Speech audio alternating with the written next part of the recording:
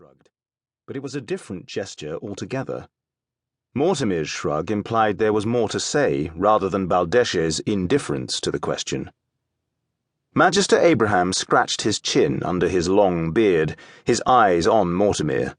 "Why do you think such an odd and heretical thing?" he asked. He was trying, and failing, to hide that he was pleased. Vetronius's gladius capitalis, Heraclitus's Samatiphorus Bathi.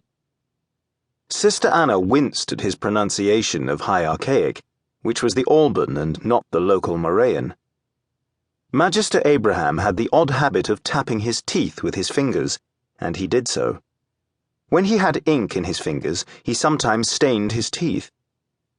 He nodded. "Yes, the fell sword. A weapon that will perform the same way in the real and in the ethereal implies that it can be forged inside the memory palace and then used anywhere." He allowed himself a slight smile. "What would be the result of such a use inside the memory palace?"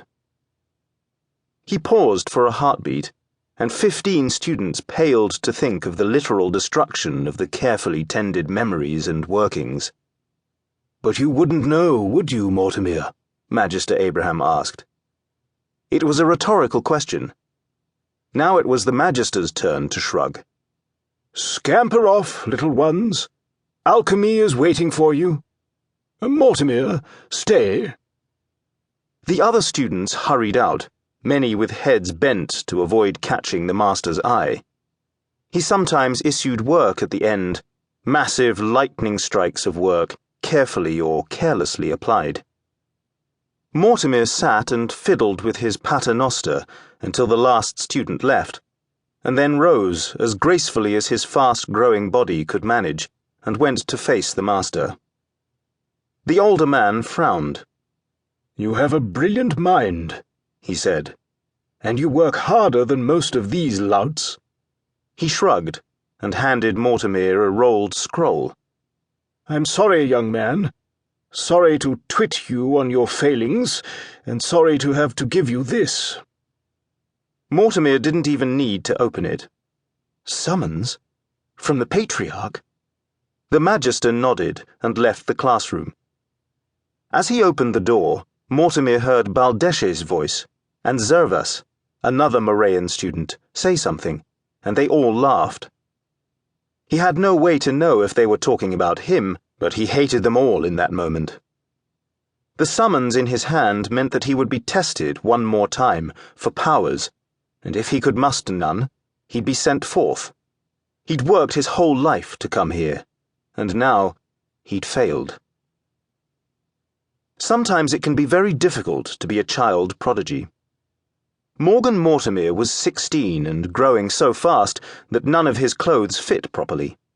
His face was so young that despite his size, he could, at times, easily pass for 12.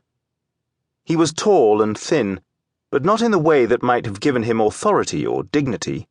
He was gawky and, even worse, covered in adolescent acne that burst constantly into white-headed pustules all over his face, so that the Moraean sisters in his practical philosophy class called him the Plague. And Morgan knew he was the Plague. He was too young to be at the school, and worst of all, and for all his phenomenal intelligence, he lacked any ability to manipulate the world directly through phantasmia, or even through alchemy. He had all the potential in the world. He just couldn't get a grip on the raw stuff of power. He couldn't make potentia into ops. But he was intelligent enough to know when he was not wanted, and no one in the great school of higher philosophy and metaphysics wanted any part of him except as a scapegoat. They didn't want him to quote the authorities he'd memorized, or to explain to them the fine points of how the ethereal worked in terms of mathematica.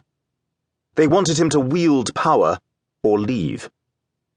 He sat in a small tavern in the greatest city in the civilized world and stared into a cup of wine. After a while, he stared into another, and then a third. All day, every day, his magisters had thrust him into situations meant to unlock his powers. His